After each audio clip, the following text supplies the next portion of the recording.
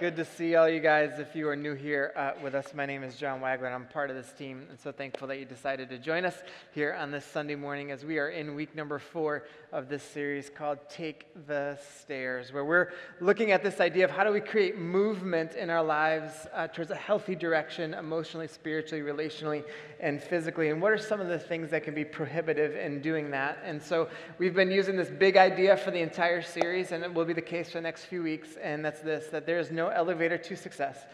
You have to take the stairs. And so we've looked at a few different things the last couple weeks. We've looked at that kind of prevent us from getting healthy. The first one we talked about was complaining. The second one was around the lack of discipline. And then the third one was a lack of mission in our lives. And so this week, I was going to explain what we're going to do this week, but I thought a video would be better to set this up. How many of you guys are SNL fans? All right, so this clip is from a while ago, but it just plays in perfectly to what today is about. So let's take a look at this vid. So we're going to talk about negativity today. And, and so even when I say that, if you lean negative, you're probably already bitter at me for talking about negativity. So I want to talk about negativity from a little maybe different perspective, though, because, well, let me first say what this sermon is not. This is not a power of positive thinking sermon. This is not a way to get you to minimize what you're going through, because guess what? Sometimes life sucks, okay? And so you can admit that, and that's okay. And this is not a way to say, hey, if you're negative and you're depressed or you got anxiety, I can't believe you take meds. Like, this is not an anti-meds sermon or anything like that, all right? So I want us to think about negativity a little bit differently, because when we start seeing this, and really the power that can happen with negativity, it deeply impacts our emotional health, our spiritual health, our physical health, and our relational health. And so this is a really pivotal thing in terms of handling this and understanding this better. When you look at negativity in and of itself, it's a part of the 9 cognitive distortions that we have. And so I want to list out the 9 so you just kind of get a picture of what they are. And this is how our brains kind of distort things around us. And so negativity is actually one of the 9. And so here are the 9. The first one is allowing feelings to distort reality. The second one is focusing on worst possible outcomes and believing they are going to happen. The third one is overgeneralization. The fourth one is binary thinking. That's not a problem at all in our country. The fifth one is assuming you know what people think. The sixth one is labeling. The seventh one is negative filter. And the eighth is discounting positives. And ninth is blaming. All right, so those are the 9 cognitive distortions that happen that make us see life differently than we should, and impacts how healthy we are. And those cognitive distortions actually create feedback loops in our brains. And when those feedback loops happen, it creates thought habits. And when those thought habits happen, that's why we think the way we think, and that's why we act the way we act. All right, so that's why these distortions are important to kind of take into consideration and to see whether or not and where those things kind of manifest itself in our own life. You know, when we look at negativity, it truly reigns in our culture. I mean, if you think about, we accept negativity. We normalize it, we justify it, we just make it normative in our life. And if you look at even our political process, right, it is built on negativity. Think about what's going to happen in a few months, y'all. All the ads we're going to see. You will never see this. I'm so excited to debate my wonderful opponent. He or she is so smart, right?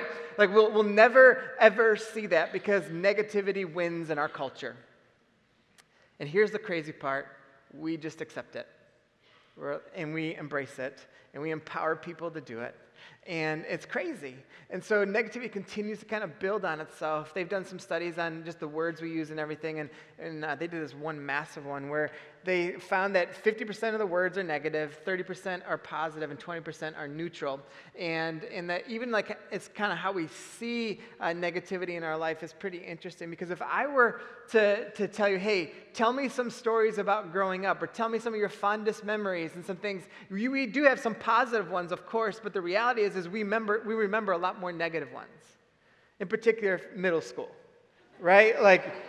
Like Lacey went to middle school around here. There's been a couple of times, like she said stuff like, "Oh, in middle school, this is what he said to me." I'm like, "Why do you remember that from 7th grade?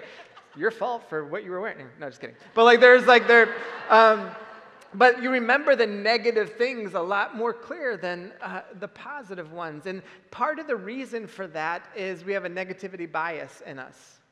And if you think about it this way, our brains crave an ending to a story. If it's open-ended, we fill in the blanks. Think about how many times where you don't know the full picture or the full story to something and you fill it in with a negative thought or a negative perspective or negative something on someone else. And so that's because of this negative bias that we have within us. And so I just want us to process this together because negativity can be so powerful. But here's the thing. You can't stop a negative thought from happening. So this isn't like if you do these 3 things, you will never have a negative thought for the rest of your life. It's just not possible.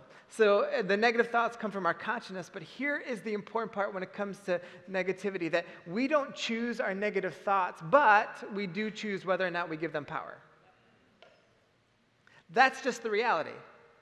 And so it's important then to start having the correct framework when we start thinking about negativity and these thoughts that are starting to come to fruition in our brains. So last week we talked about the gospel of Jesus, meaning the good news of Jesus. So just think about it this way.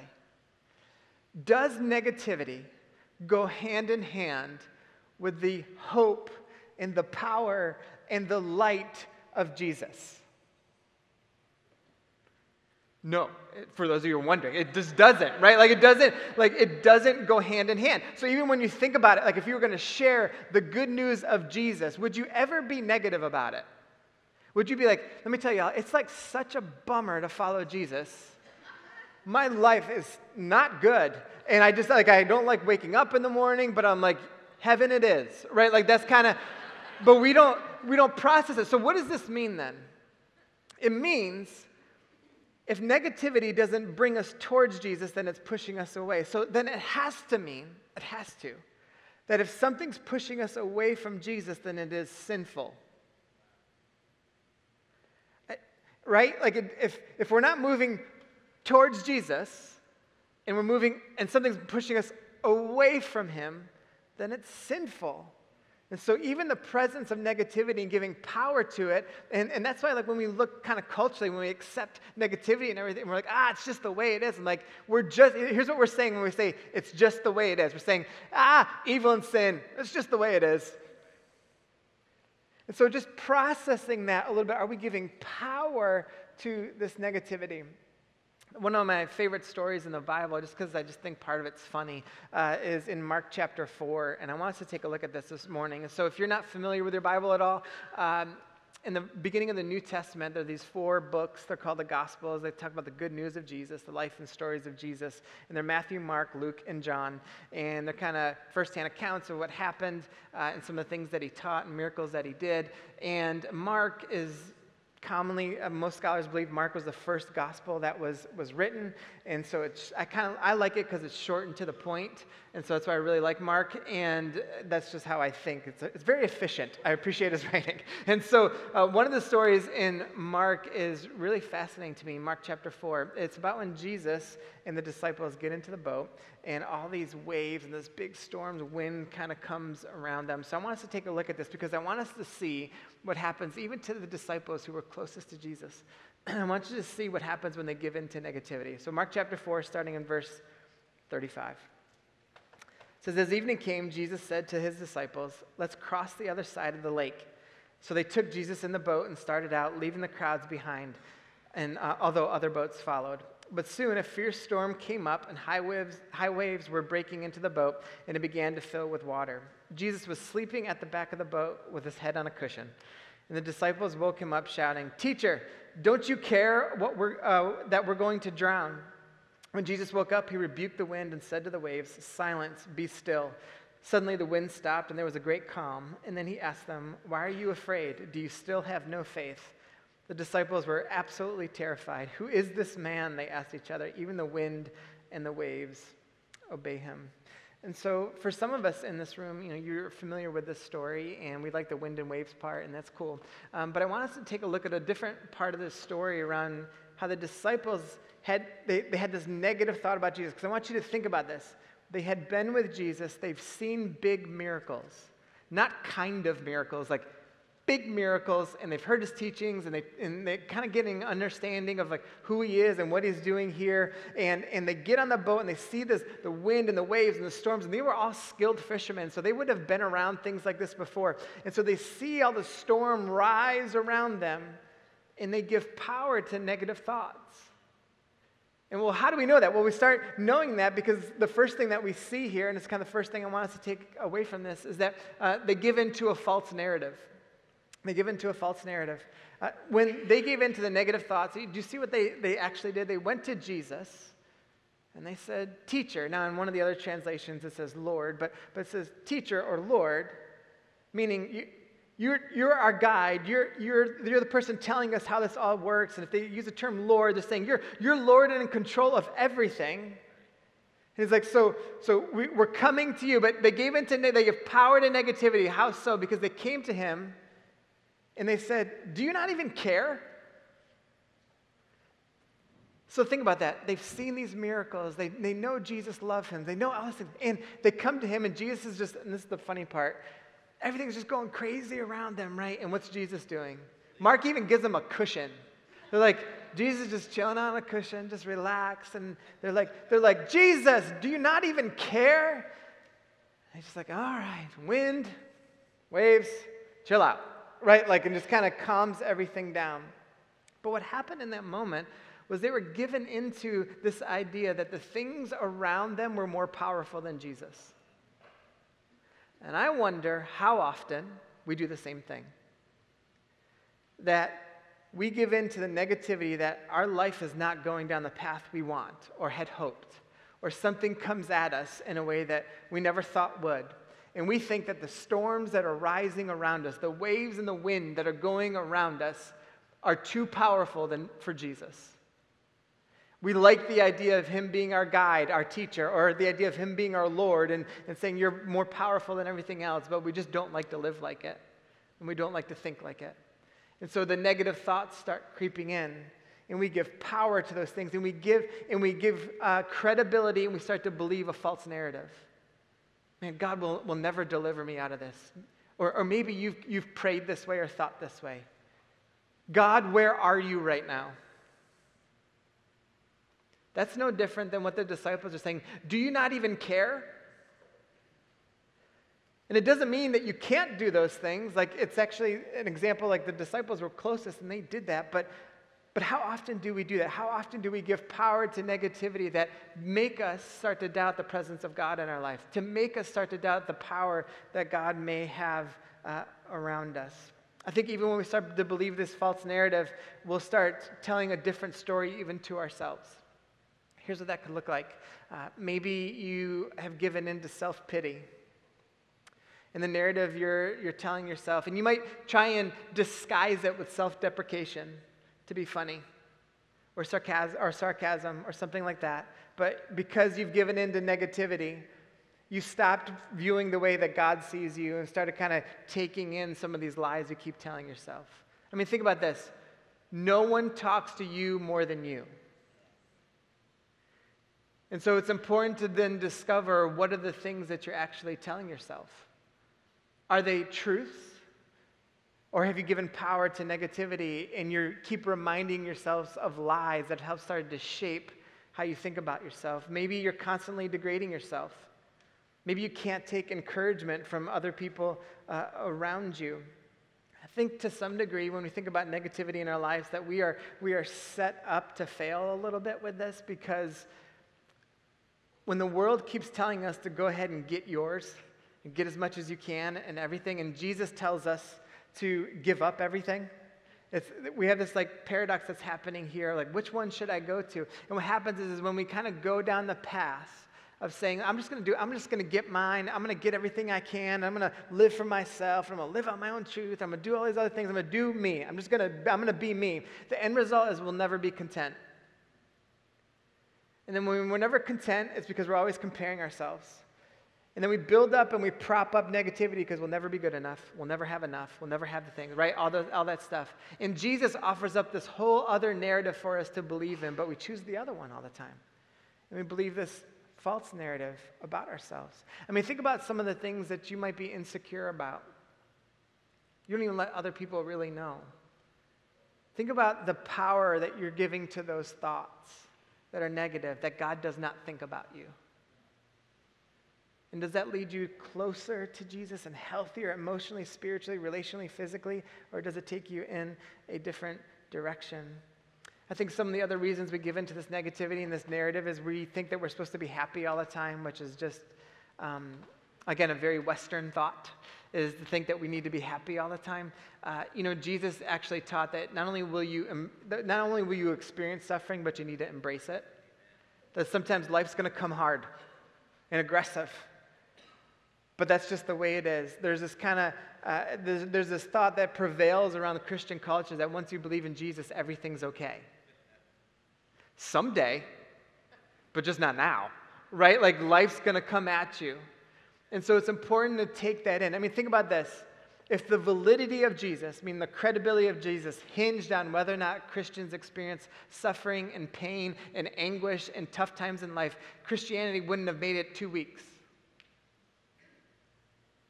So it's not about being happy and just not experiencing tough things. It's just like, how do we engage? How do we take the necessary steps? How do we appreciate the grind in those moments of believing the narrative that God's got us, rather than maybe giving power to the negative thoughts in those moments?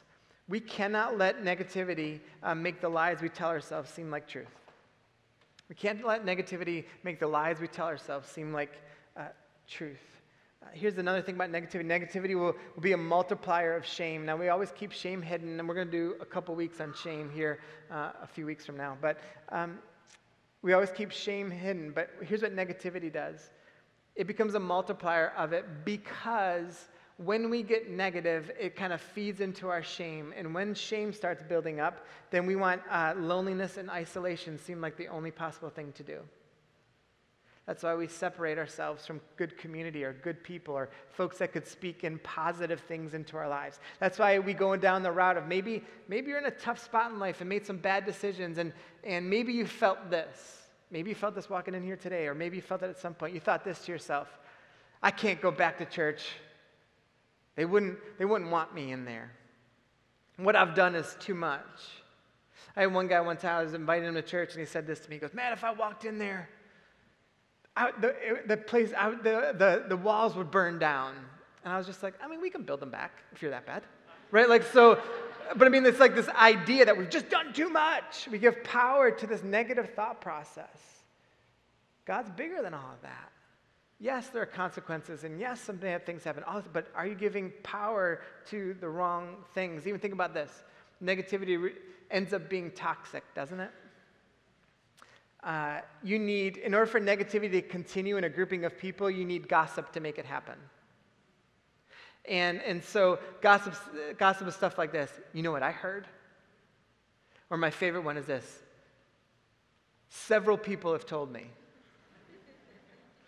Just know, if you ever say that to me, my next thing I'm going to say to you is that, how many people? And if you reply to me several, I'm going to be like, no, put a number on it. And then you're going to say 2. And I'm going to say, what did you do with those 2? Did you feed into the gossip and the negativity, or did you lead well and tell them to do the right thing? And so it's important. And why? Because when negativity becomes toxic, and we don't want toxic things in our body. It's like if you've ever been to the Kroger over here at Willow Lawn, everyone smokes right outside the door. You can't. I mean, it's just like you get through it like this. And I was thinking the other day, like, I hold my breath going through it, right? Like I'm coming in, I'm like, and you just kind of go through. I don't want the toxic thing coming into my body. So why are we sitting there with like negativity and gossip and those things? Why are we just sitting there being like, we shouldn't do that. We shouldn't give power to the negativity around us. Here's the second thing I think that happens that we see with these guys is they lose their wonder. When we start allowing negativity to have power in our thoughts, we lose our wonder, we lose our awe, we lose our ability to see the power that God has and the things that He's done. We forget the good things He's already done in our life.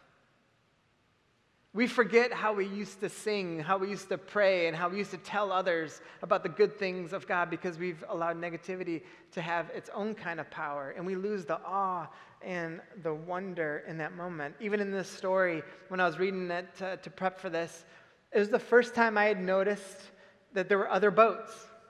I've just only ever saw like the one boat or thought about the one boat, and I just never noticed the other boats there.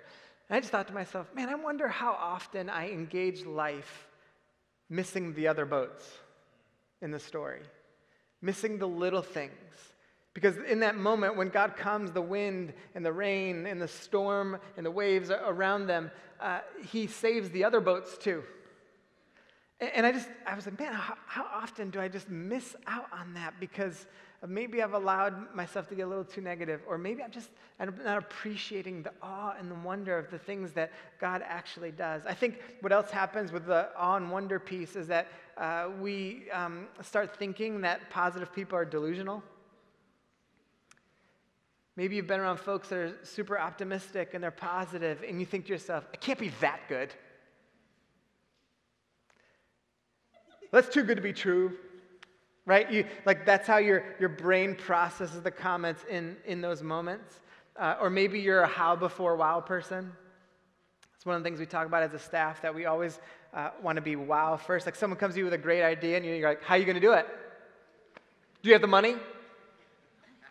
Like, let me dream for a second, you jerk, right? That's how you process things. And so we've got to be like wow people first. Yes, there's a practical element to things, but why are we not wow and positive first? Even like the idea that maybe you love the role of devil's advocate.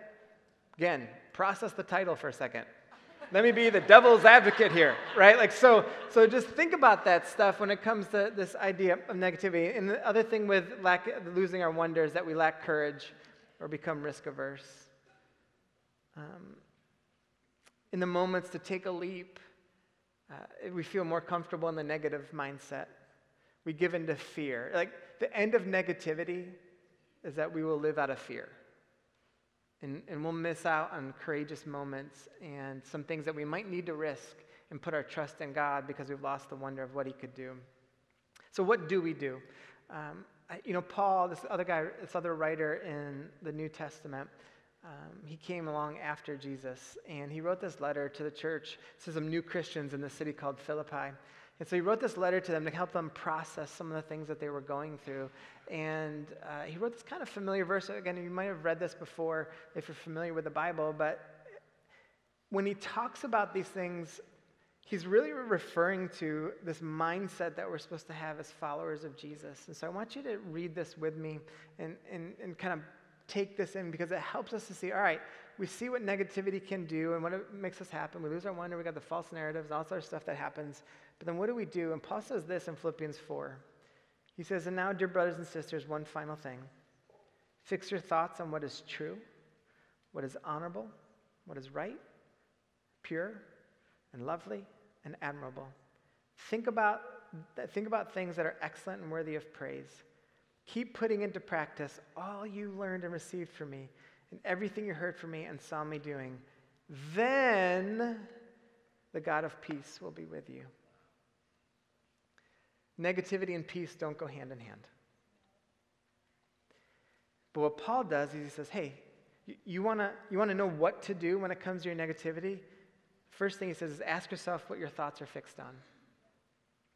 I think one of the greatest things we can do is, I'm not even saying this hypothetically or figuratively, literally do a thought inventory. Write it down and say, what do I think about myself? What are the thoughts that happen when I think about where I am in life, how I look, what my family's like, the people around me? What are the thoughts that are happening? What are the thoughts that happen emotionally and spiritually, relationally and physically? What are the thoughts? And actually put them down and so you can see and read them yourself and say, is this positive or negative? Does this move me to the way that Jesus actually thinks of me or not? Or does it move me away from him? I think that the more we suppress negative thoughts and don't allow truth to be spoken into them, the more harm they will do. So you might have these negative thoughts and you just keep having them suppressed, but they actually become more and more harmful because you start believing them more because they're digging down inside of you.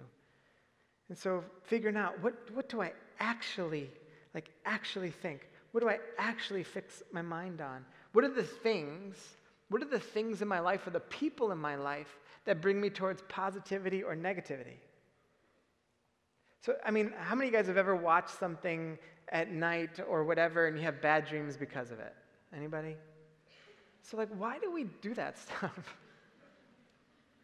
Like, what? It shows the impact it has on our brains. Are you around people that you know they make you gossip more? Or they make you like more negative just being around them? So, why do we do that? And so it's important to really, I mean, again, not figuratively, literally, like write it down so you can begin to see, are my thoughts fixed on the right things? And the second thing, it's going to seem like, whoa, this doesn't even go together. But it does. Serve and be generous to others. If you want to be more positive, if you want to diminish the power of negativity in your life, then serve and be generous to others. Let me just play this out with you guys. Can you imagine if every person that ever followed Jesus said this? Man, I'm just going to fix my mind and my thoughts on whatever is pure and honorable and lovely and true and admirable. That's going to be my thought life, and I'm going to really focus on that. And we're going to challenge like my friends on this, and we're going to, like as a grouping of people in a community together, we're going to keep like encouraging and empowering and elevating all these good things and to kind of rid ourselves of the power of negativity. All right, so that's the thing. And then we turn around to all the other people and say, you know what else we're going to do? We're going to serve everyone around us, and we're going to be over the top irrationally generous. Do you really think in the end we're going to still be negative people? Or are we going to see God at work in ways we never have? Are we going to see our lives very differently? This is the power of God. You see, when we serve and are generous to people, you can't honestly serve and be generous towards other people unless you care for them and value them as human beings. Which means that you will be gracious and you will be kind and you will be compassionate. All the things that go hand in hand with Jesus and following Jesus. You can't honestly serve and be generous to other people. And I mean generous. There's a difference between someone who gives to someone and actually generous, right? It's a heart thing. But you can't honestly serve and be generous to other people and be miserable. You can't do it. Because what happens is the heart starts to be like, oh, I just share your story with me. Let me see what God's doing. And you kind of feel, again, this is ourselves putting ourselves out. Our focus becomes out rather than all about me. See, in the end, when we think about this, the power and the good news of the story of Jesus, this is what we talked about last week, was that he came to this earth, he died, he rose again, he had victory over sin and shame and all of the things that hurt us. And then he gives us this charge to live out the things that he taught and build his kingdom here on this earth. It's the power, that is the good news of Jesus. So let me ask you this. What part of negativity in your life goes along with that? And the answer is none. So why do we allow it? Why do we give power to it?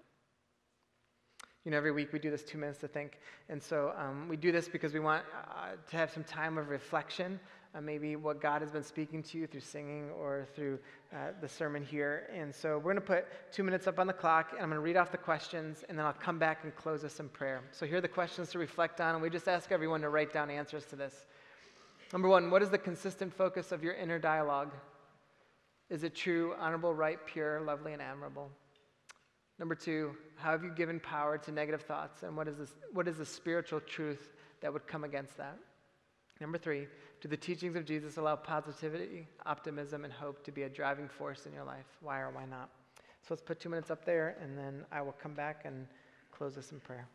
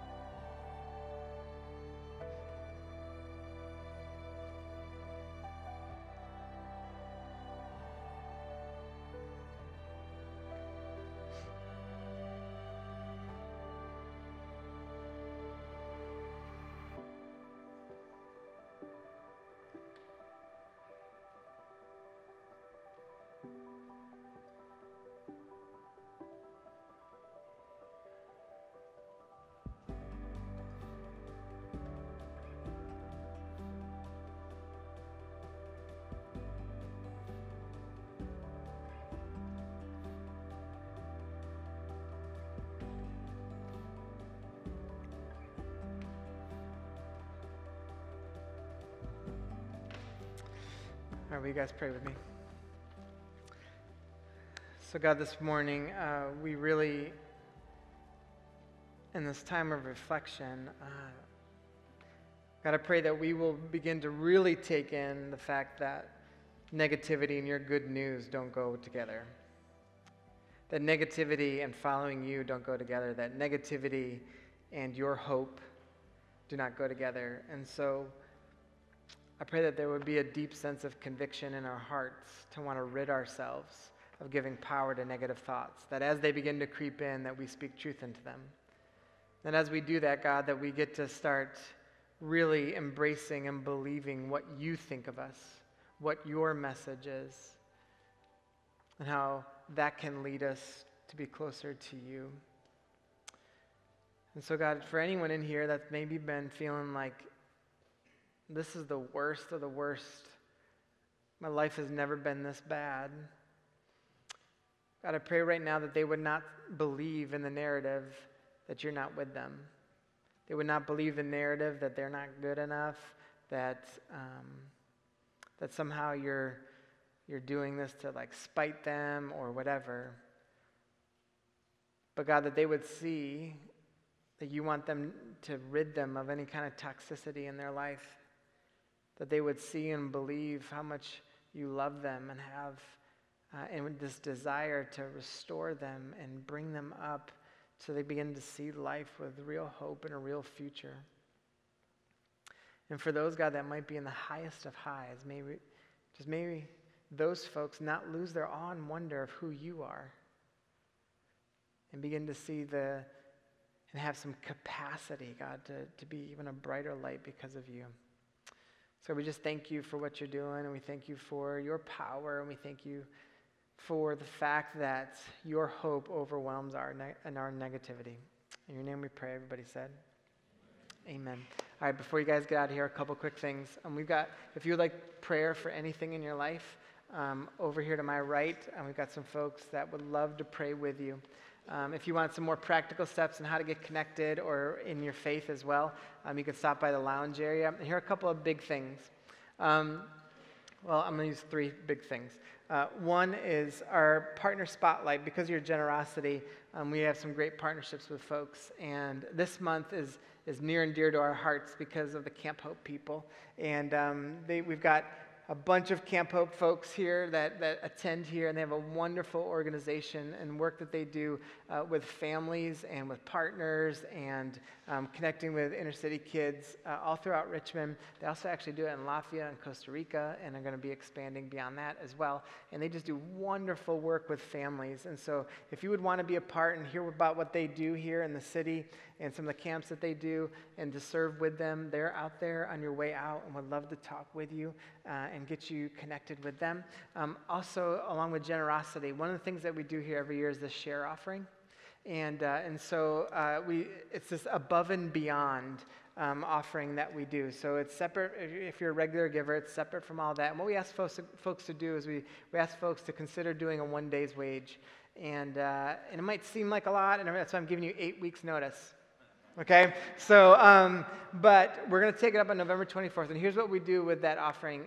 We actually give the entire thing away, and so we have 6 or 7 partners that we work with, and we just give all the money away. And so last year, in the one offering, we gave away in between $140,000 and $150,000 in the one offering. So it's super fun, because then we just go write big checks to people, and so we get to really bless some of the partnerships that we work with, and so this year I just want to issue the challenge to us to crush that on what we did last year, and this is the mindset that I want us to kind of have as a church community together, like this above and beyond mindset, because when we do that, God just does far more than we could ever have imagined. And last thing is this, baptisms are next Sunday, and so you guys have a real big luxury, because as the 9:30 you get to see both.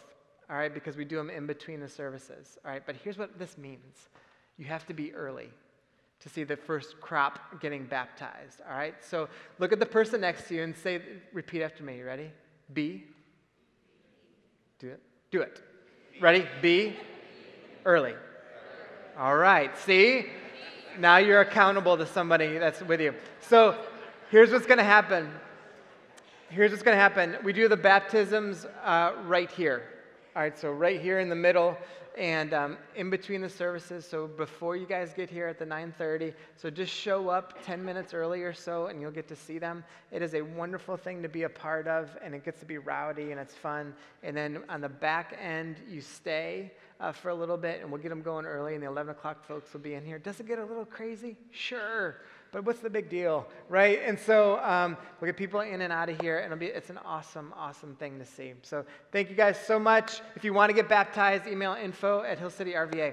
And we will see you guys next Sunday.